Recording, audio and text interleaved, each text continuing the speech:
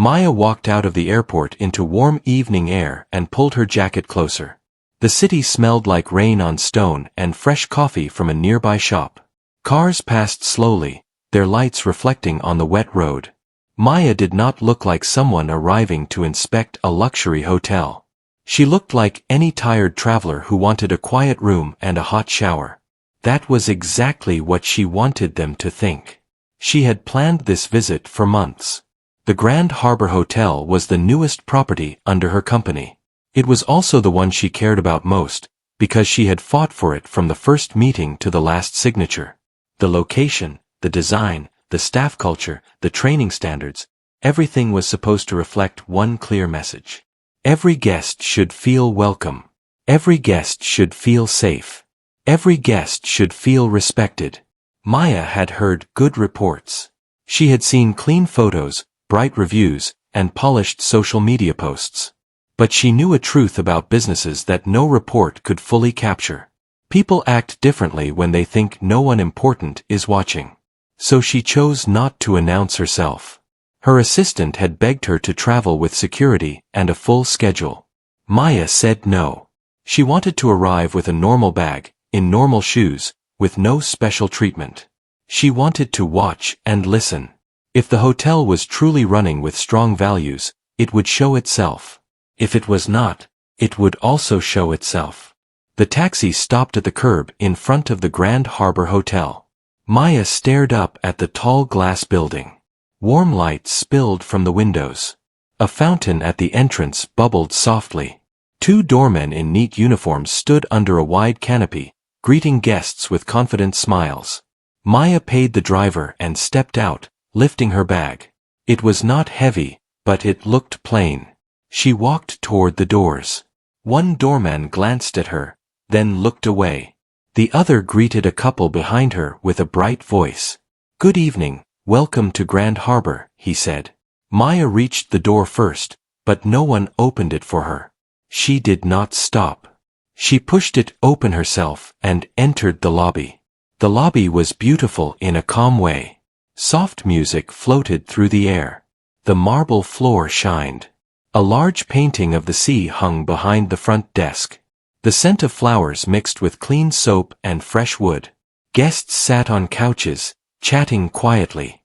A bell cart rolled by with suitcases stacked neatly. Maya stood still for a moment and watched. She saw a young family walk to the front desk and get a warm welcome. She saw a man in a suit receive quick help with a smile and a bottle of water.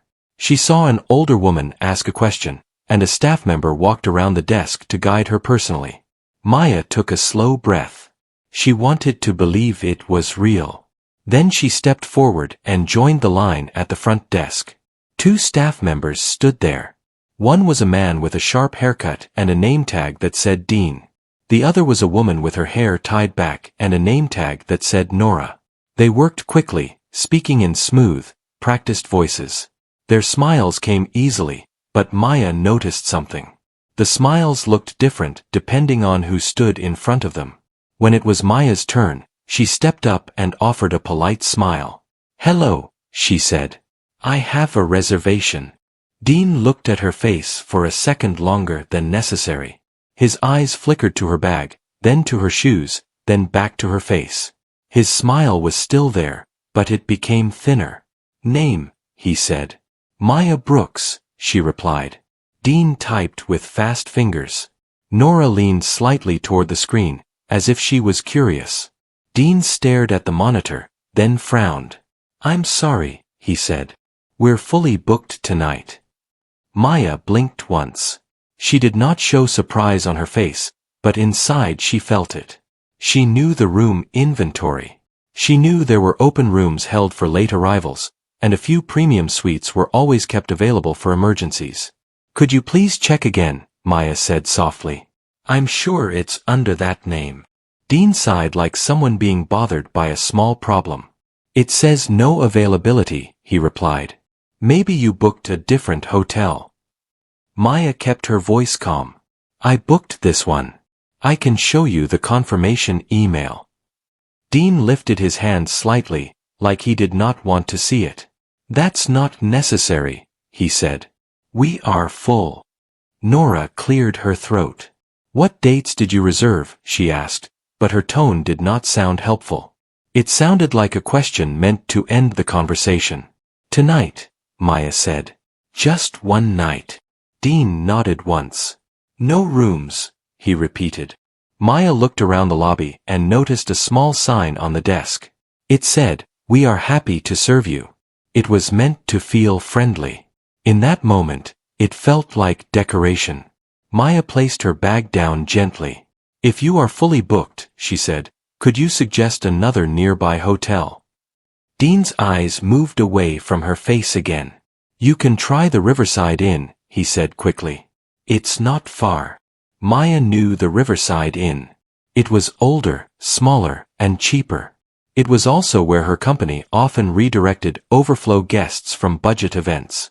Dean did not offer any other options, not even the better hotels nearby. Maya nodded slowly. Can you please print me a list of nearby places? She asked. Dean's mouth tightened. We don't do that, he said. Nora leaned in slightly and whispered something to Dean. Maya could not hear the words, but she saw the way Nora's eyes moved over Maya's face, then down to her hands, then to her hair. It was not a normal glance. It was a measuring look, like someone deciding where another person belongs. Maya kept her posture steady. She did not raise her voice. Can you tell me the reason? She asked. Because this feels strange. Dean leaned forward a little. Ma'am, please don't make this difficult, he said. The word difficult sat in the air like a warning. Maya felt a small ache in her chest, but she did not show it. She was not here to argue. She was here to observe. Still, she wanted to be sure. She wanted the moment to be clear, not vague. She wanted facts, not feelings. So she waited. A few seconds later, a couple walked into the lobby behind her. They looked confident and relaxed, dressed in clean travel clothes, carrying matching luggage. The man had a leather bag. The woman wore a light scarf and smiled as she approached the desk. Dean's face changed the moment he saw them. His smile widened. His shoulders relaxed. His voice became warm. Good evening, he said brightly. Welcome to Grand Harbor. Nora smiled too, quick and easy. How may we help you? She asked. The couple stepped forward, standing very close behind Maya.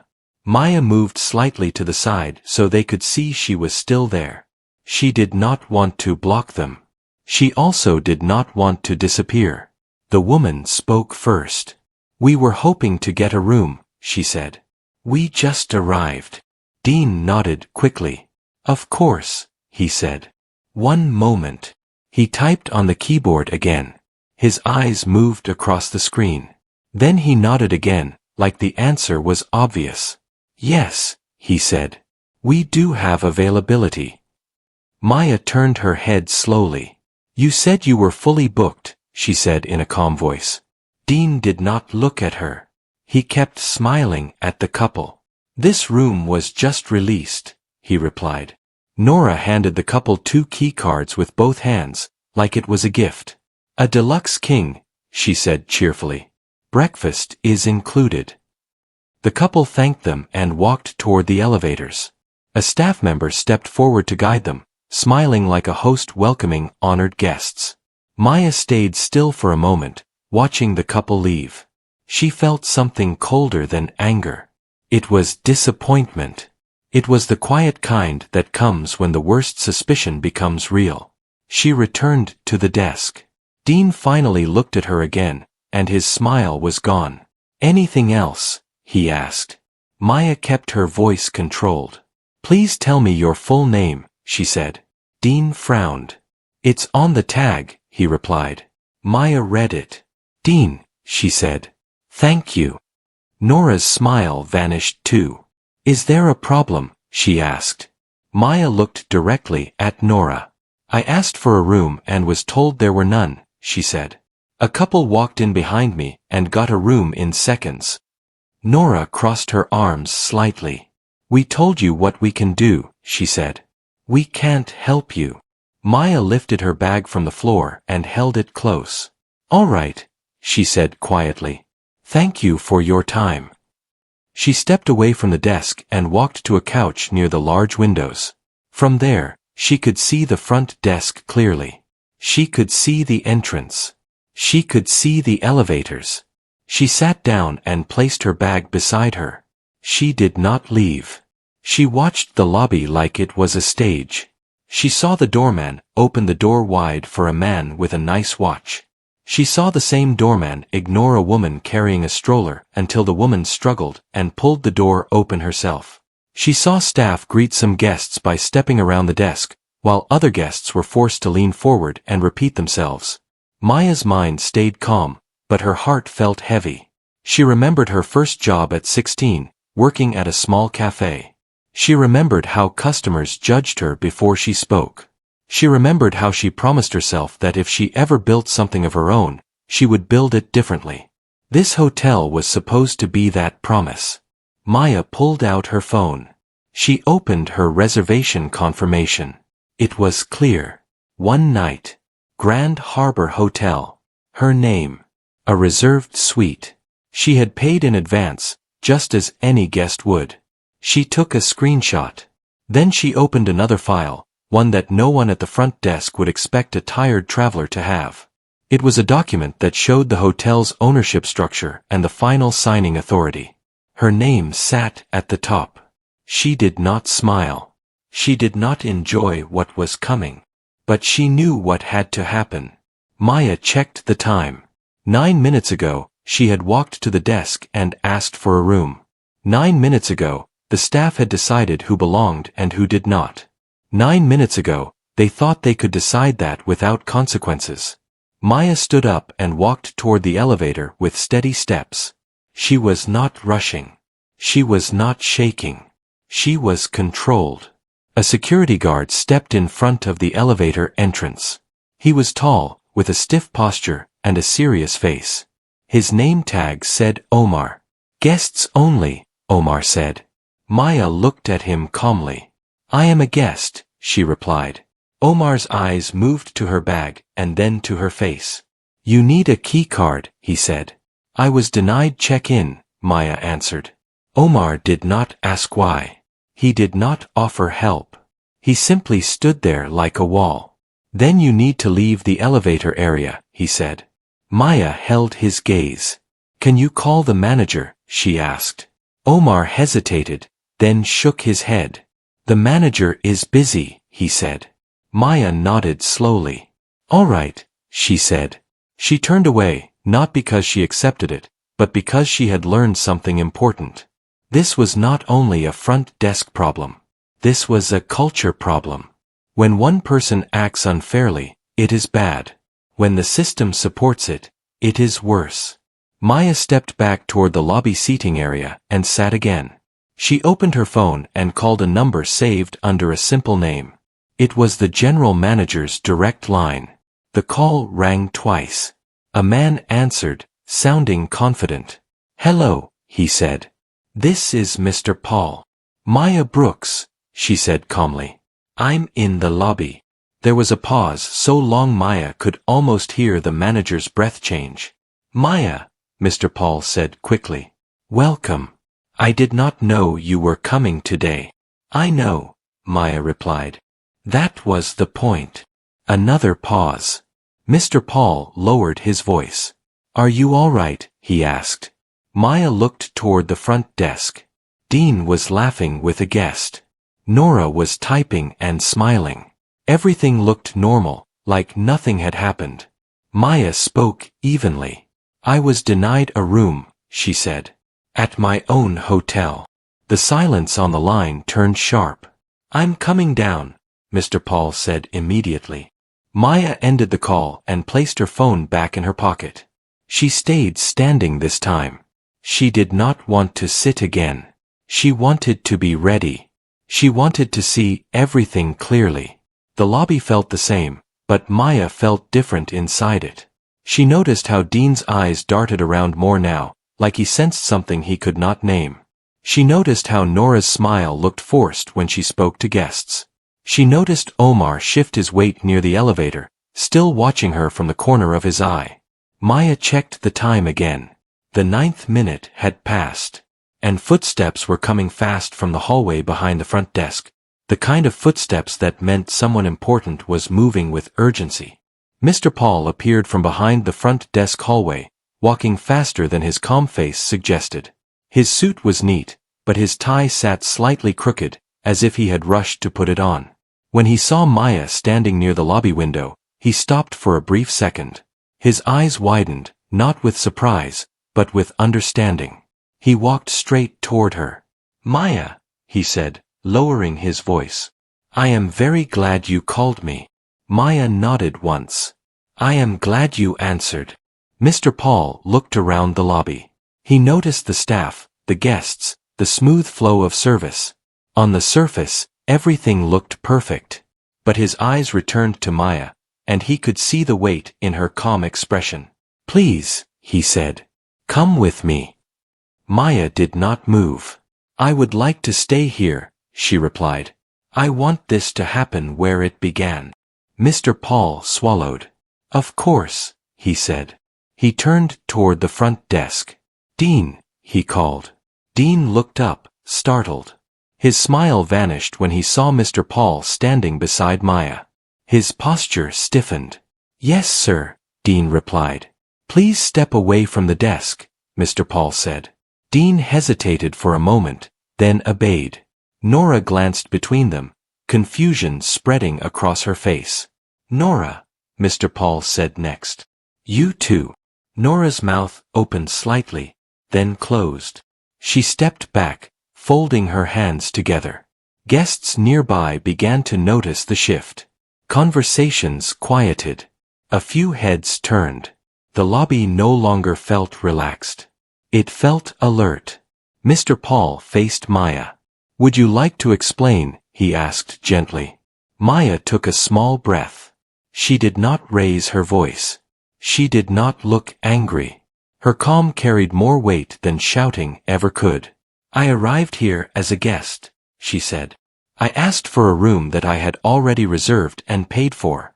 I was told there were no rooms available." She looked at Dean.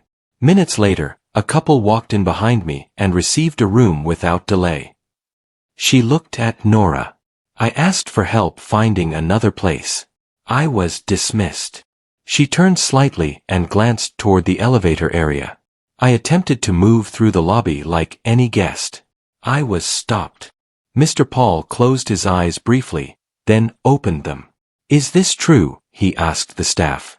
Dean cleared his throat. "Sir, there was some confusion," he said. "The system updated." Maya held up her phone. "The system did not update," she said. "I checked the time. I have records." She showed the screen to Mr. Paul. He leaned in and read it carefully. His jaw tightened. "Nora," Mr. Paul said. "What do you have to say?" Nora shifted her weight. "We followed procedure," she replied. "We cannot give rooms if there is no availability." Mr. Paul turned back to Maya. "May I see your confirmation?" he asked. Maya handed him the phone. He read every line. His shoulders dropped slightly, as if the truth had physical weight. "This reservation is valid," he said quietly. A long silence filled the lobby. Mr. Paul handed the phone back to Maya and straightened his posture. "Thank you," he said to her. Then he turned toward the staff, his voice firm and clear. "Dean and Nora, you are relieved of your duties for the rest of the day," he said. Dean's face drained of color. "Sir," he began. "This is not a discussion," Mr. Paul replied. "Please collect your things and wait in the office." They walked away slowly, the confidence they once had completely gone. Mr. Paul then turned to the security guard. "Omar," he said. Omar stepped forward. "Yes, sir." "Did this guest ask you for assistance?" Mr. Paul asked. Omar hesitated. "She asked to access the elevator," he said. "And what did you do?" Mr. Paul asked. "I denied access," Omar replied. Mr. Paul nodded once. You are to step aside as well, he said. Omar's shoulders fell. He nodded and walked away without another word. The lobby was silent now. Every guest was watching. No one spoke. No phones were raised. It was the kind of quiet that demanded attention. Mr. Paul turned back to Maya. I am deeply sorry, he said. This should never have happened. Maya nodded slowly. Apologies matter, she said. But action matters more. Mr. Paul agreed. I understand. He turned to the remaining staff. Everyone listen carefully, he said. This is Maya Brooks. She is the owner of this hotel. A ripple moved through the room. Some staff looked shocked. Others looked ashamed. A few guests gasped softly. Maya stepped forward. Titles are not important right now, she said. What matters is how people are treated when no one thinks it matters. She looked around the lobby. I came here quietly because I wanted to see the truth. I saw it. Mr. Paul nodded. We will correct this immediately, he said. Maya raised a hand. Not just here, she said. This is bigger than one desk or one shift. She turned toward the remaining front desk staff, who stood stiff and nervous. You are not in trouble, she said. But you are responsible. Everyone here is responsible. She walked slowly across the lobby, speaking as she moved. A hotel is not a building. It is a promise. A promise that anyone who walks through these doors will be treated with respect. She stopped near the entrance and turned back. When that promise is broken, trust is broken. Mr. Paul listened carefully. What would you like to do next? He asked. Maya thought for a moment. First, she said, I want a full report of every staff member involved in guest interaction today. Mr. Paul nodded. You will have it. Second, Maya continued, I want emergency training scheduled for all shifts starting tomorrow. Done, Mr. Paul replied. Third, Maya said, I want guests who witness this to receive a personal apology and assurance that this behavior is not accepted here. Mr. Paul nodded again. I will handle that personally. Maya took a breath. Now, she said, I would like to check in. Mr. Paul managed a small smile. Of course. He personally walked behind the desk and logged into the system. He selected a suite, the one originally reserved. He printed the key cards himself and handed them to Maya with both hands. Welcome, he said sincerely. We are honored to have you here. Maya accepted the cards. Thank you, she replied. As she turned toward the elevator, the atmosphere shifted again. Staff straightened. Movements became careful. Smiles looked more thoughtful, less automatic. Maya paused near the elevator and turned back one last time. This is not about fear, she said. It is about awareness. I do not want people to act right because they are watched. I want them to act right because it is right. She stepped into the elevator. The doors closed softly. As the elevator rose, Maya leaned back against the wall and closed her eyes for a moment. She did not feel victory. She felt responsibility. She knew this moment would shape the future of the hotel, and maybe the people in it. Down in the lobby, Mr. Paul stood still for a long moment. Then he turned to the staff and began giving instructions, his voice steady and serious. The smooth surface of the hotel had cracked, but it had not broken. Now it would have to be rebuilt with honesty. Maya's floor arrived. The doors opened to a quiet hallway. Soft lights lined the carpet. The room at the end waited for her, but she knew sleep would not come easily. This was not the end of the story. It was only the middle. Morning light entered the hotel suite softly, touching the walls and the quiet furniture. Maya opened her eyes and listened. The hotel was waking up.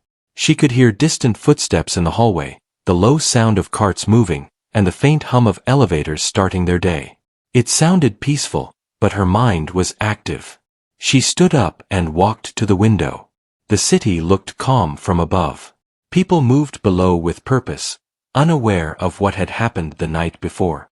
Maya knew that real change often began in moments no one else saw. She got dressed simply and left the room early. She did not want a grand entrance. She wanted another clear look at the truth. In the lobby, the atmosphere felt different. Staff members stood straighter. Voices were quieter. Smiles looked careful, not forced, but thoughtful. A temporary front desk team was already in place. New faces, nervous but respectful, greeted guests with clear attention. Maya watched from a distance. A man approached the desk, confused about his booking. The new staff member listened fully before responding. A woman arrived with heavy bags. 2 employees moved quickly to help her without being asked. Small actions, but Maya noticed everyone. Mr. Paul came down the stairs and spotted Maya. He walked toward her slowly, his expression serious but hopeful. "Good morning," he said. "Good morning," Maya replied. "I wanted to update you," Mr. Paul said. "The staff involved have been officially dismissed. Exit interviews are complete. Temporary replacements are trained for now." Maya nodded. "And the rest of the team?" "We gathered them late last night," Mr. Paul said. "We spoke honestly. Some were shocked. Some were ashamed. Many were silent." "That silence matters," Maya said. "It means they are thinking." Mr. Paul hesitated. "There is something else," he said. "Several guests asked to speak with you." Maya considered this. "Not right now," she said. "I want to speak with the staff first." Mr. Paul nodded. "The meeting room is ready." The staff gathered slowly in the large conference room. People filled the chairs, sitting close together. Some looked nervous. Others looked tired. A few looked defensive. Maya stood at the front, not behind a table, not above them. She waited until the room was quiet. "I did not come here to shame anyone," she began. "I came here to understand." She paused and looked around. Faces met her eyes, then looked away. "Many of you did nothing wrong," she continued. "But many of you saw something wrong and said nothing." The room stayed silent. Maya spoke gently. "This hotel was built on the idea that service is about dignity. That means every guest, not just some." She walked slowly across the room. When someone is treated unfairly and no one steps in, the unfairness grows. It becomes normal. A staff member raised a hand slightly. "We follow instructions," the person said quietly. "Sometimes we do not want trouble." Maya nodded. "I understand fear," she said. "But fear cannot be the reason we fail people." She stopped and faced the group again. "From today forward, this hotel will have a new rule. Respect is not optional. If you see something wrong, you speak up. If you are unsure, you ask. If you feel pressure to act unfairly, you report it." Mr. Paul stepped forward. "We will also add an anonymous reporting system," he said. "No one will be punished for raising concerns in good faith." Maya looked at him, approving. "That is how trust begins," she said. She finished the meeting without applause, without speeches. Just clarity. Afterward, Maya walked through the hotel again. She spoke with housekeeping, kitchen staff, and maintenance workers. She asked simple questions. "How is your day? Do you feel supported? What would make your job easier?" Some answers came fast. Others came slowly. But they came. Later that afternoon, Maya agreed to meet with the guests who had witnessed the incident. They gathered in a small lounge. No cameras. No press. "I am sorry you saw that," Maya told them. "It should not have happened." One guest spoke up. "What mattered to us," the guest said, "was what happened after." Maya nodded. "What happens after is always the real story," she said. That evening, Maya returned to her room. She sat at the desk and opened her laptop. She wrote a message to every hotel employee across her company. Not just this hotel. All of them. She did not mention names. She did not describe the incident in detail. She spoke about values, responsibility, and choice. She reminded them that policies mean nothing without people who live them. She ended with one line. The way we treat people when no one is watching defines who we are. The next morning, Maya checked out quietly. There was no crowd. No announcement. Just a respectful farewell at the desk. As she walked out, the doorman opened the door without hesitation. He met her eyes and smiled with genuine respect. "Thank you," he said. Maya nodded and stepped into the sunlight. In the days that followed, the hotel changed in visible ways. Training sessions became deeper. Feedback was taken seriously. Small behaviors were corrected before they became habits. Guests noticed. Reviews mentioned warmth, fairness, and care. Staff turnover slowed. Pride replaced fear. Maya did not return often, but when she did, she came unannounced. Each time, she watched quietly. The hotel was no longer perfect, but it was honest, and that, to Maya, meant everything.